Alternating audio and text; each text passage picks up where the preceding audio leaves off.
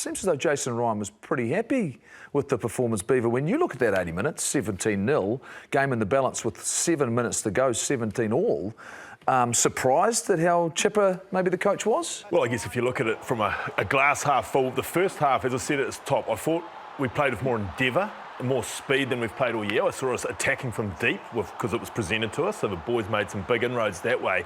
But then the second half, how much does that cancel out? Again, discipline, yellow cards, and Scotland only looked, I guess, menacing for me once we invited them into our 22, which was off the back of penalties, Goldie. So I guess a game of two halves, to use the cliche, but certainly the first half had some positives. Well, it did. I mean, we came out of the blocks, we adjusted because their defensive effort, really, they were scanning, and that first try from the set up from Josh Lord, I thought he was impressive as well. He stepped up, up another level once again.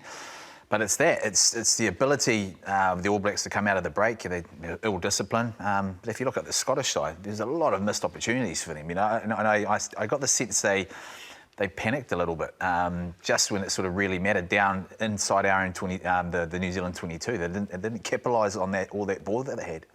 When you looked at the Scotland team going into it, and there'd been a lot of chat leading up to this match that Scotland were going to be well and truly prepared. They were good enough.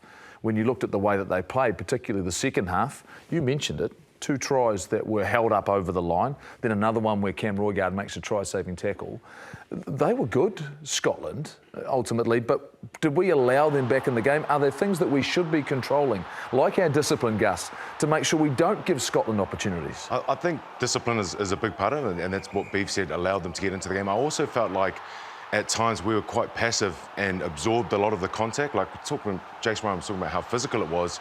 We were on the back foot for a lot of their carries. It wasn't until desperation came in that last minute, Cody Taylor tackle with the knock-on, Cam Roigard on the sideline, the 2 held up. So I think looking at on the try line, the boys worked hard, they got low, they put their head in dark places, but what led up to that is just you can't be absorbing back-to-back-to-back contacts.